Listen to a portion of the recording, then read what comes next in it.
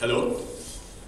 Ladies and gentlemen, good afternoon, and welcome to the session Boosting Web Communication with WebSockets. I'm Alex Schulze, CEO of InnoTrade in Germany and founder of the jWebSocket project. And this is my partner and assistant, Claudia Gillrath. Before we start the session, we prepared a little gimmick. If you like to, you can follow this presentation online in real time on your laptops. So Claudia will assist me here a little bit and push the slides in real time to your browser. So is there anybody who has a laptop online here? Okay, so there's one who at least can confirm what we are showing here. So just type jwebsocket.org/SDC and you will see how we can present our presentation live. We can try that together.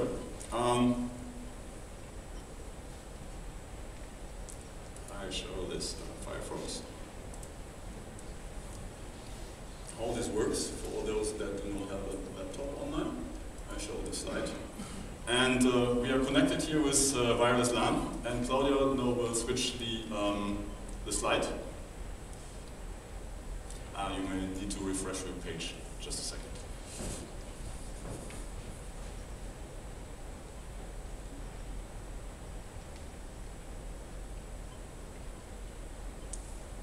Okay, it does not work. Interesting. Okay, there we are. So maybe you just click a little bit forward and back. And does it work on your side? Yeah? Hey, that's great. So what we show here is you see. So we have no cable, no nothing here. So everything what we show here is connected to a small virtual server located in Cologne. So it's a very slow and a very cheap connection. So what I wanted to show here is that the WebSockets do not even need a huge cluster or a huge server application to be run. So even a small VM, which costs about 10 or 15 euros a month, is absolutely sufficient here.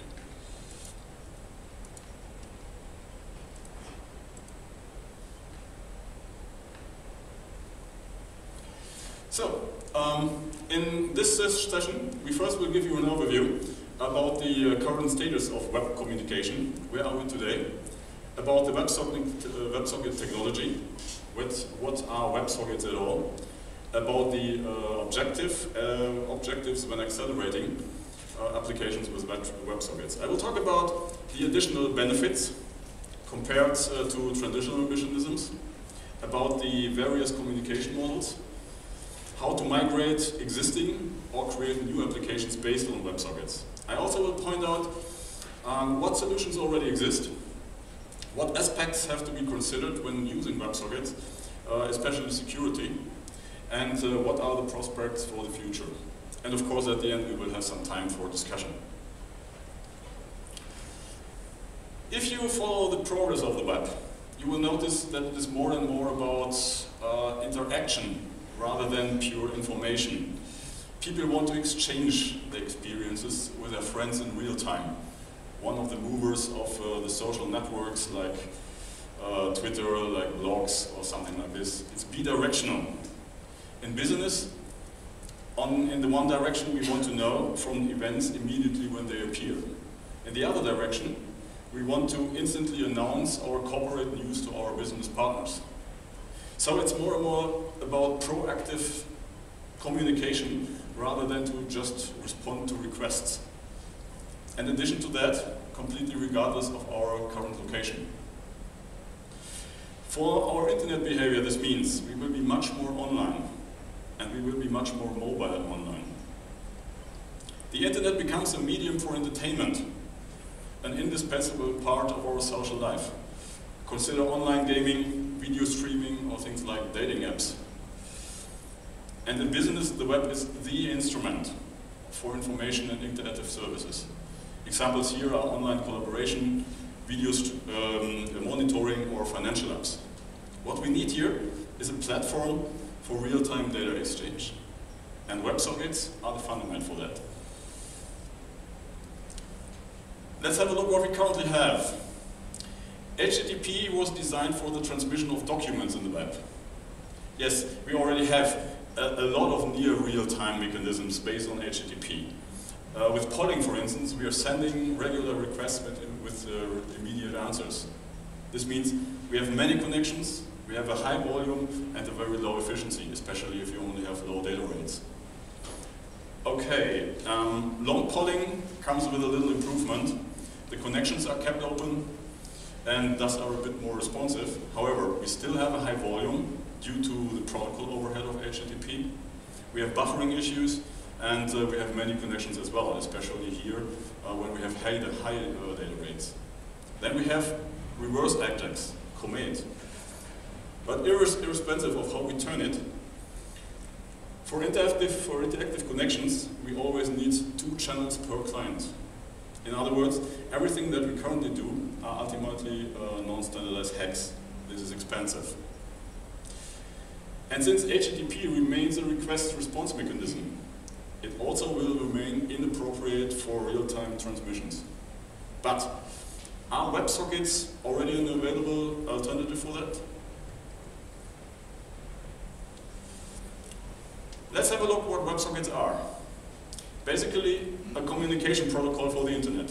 From the technical perspective, WebSockets describe a full duplex TCP connection between a server and a client. Compared to HTTP, WebSockets come with up to 400 times less overhead for the protocol and 1/3 of the latency.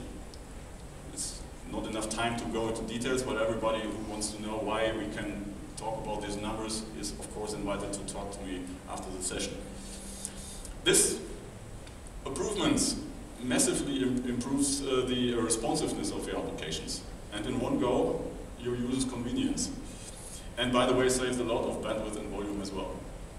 Unlike HTTP, WebSocket connections are bidirectional and permanent. And opposed to other proprietary communication protocols, HTML5 are specified by the W3C and the IETF, which are the standardization organizations in the internet. So unlike former times, now reliable standards help to protect your investments.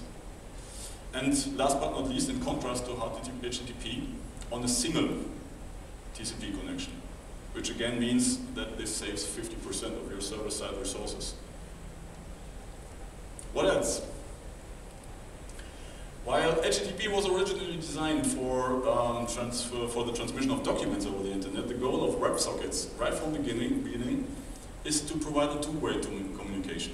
So WebSockets are designed for interactive web applications.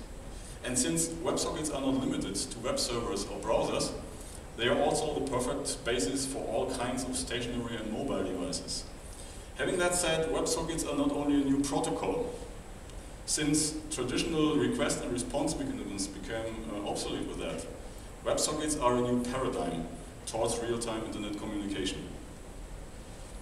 But what are the concrete issues? What are the challenges? And what are the solutions for that? First, we see a lot of different browsers, stationary and mobile devices, different operating systems, and lots of different development environments. The challenge here is to achieve compatibility and interoperability. WebSockets, in my opinion, are the real chance to establish a standard protocol across all platforms and to bring their users together. Second, we already operate different servers in well-established environments, and these cannot simply be replaced. So, becoming independent from underlying technologies and easily integrating WebSockets into existing solutions is another challenge. Here, an appropriate abstraction allows to share existing as well as to embed individual WebSocket capabilities into applications. Unfortunately, in the real world, we face issues with proxies, with routers or firewalls.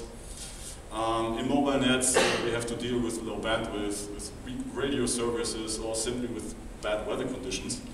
However, the highest claim here is to ensure the security and the privacy of the users. During the session, we will delve particularly into details regarding security in the following slides. What else do we need to consider when we are talking about new communication technologies in the web? Users expect online services